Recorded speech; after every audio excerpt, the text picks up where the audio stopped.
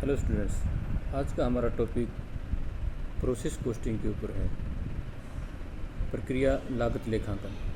प्रक्रिया लागत लेखांकन एक ऐसी विधि है लागत लेखांकन की जिसके अंतर्गत जो अंतिम उत्पाद है वो एक प्रक्रिया में पूरा ना होकर विभिन्न प्रक्रियाओं से होकर गुजरता है। प्रथम प्रक्रिया द्वारा उत्पादित माल दूसरी प्रक्रिया के लिए कच्चे माल का काम करता है और दूसरी प्रक्रिया द्वारा उत्पादित माल अगली प्रक्रिया के लिए कच्चे माल का कार्य करता है।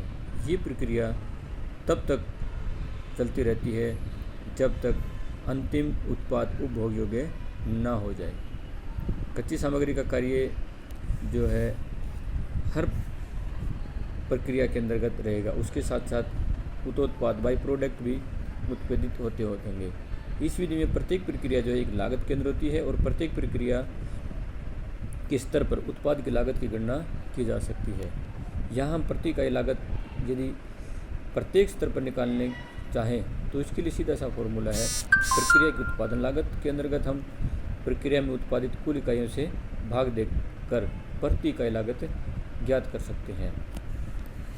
डेफिनेशन के तौर के ऊपर लुंट ने लिखा है, process costing is used to ascertain the cost of each stage of manufacture where material is passed through various operations to obtain a final goods or product to results with byproduct in many cases of the different stages।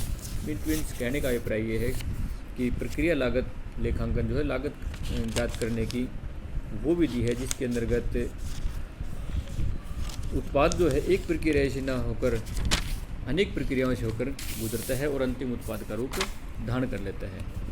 प्रक्रिया लागत लेखांकन की कुछ विशेषताएं हैं जो इस प्रकार से हम कह सकते हैं।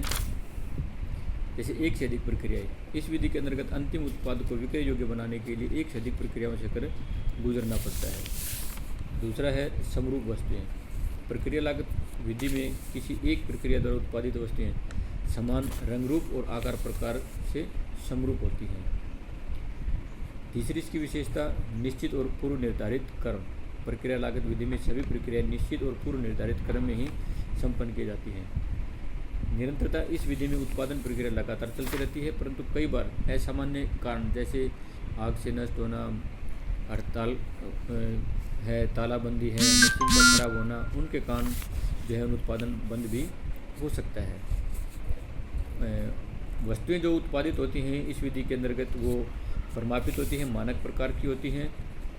अगली विशेषता के रूप में असामान्य लाभ और हानि। प्रक्रिया लागत विधि में असामान्य लाभ और हानि दोनों ही होने की संभावना होती है।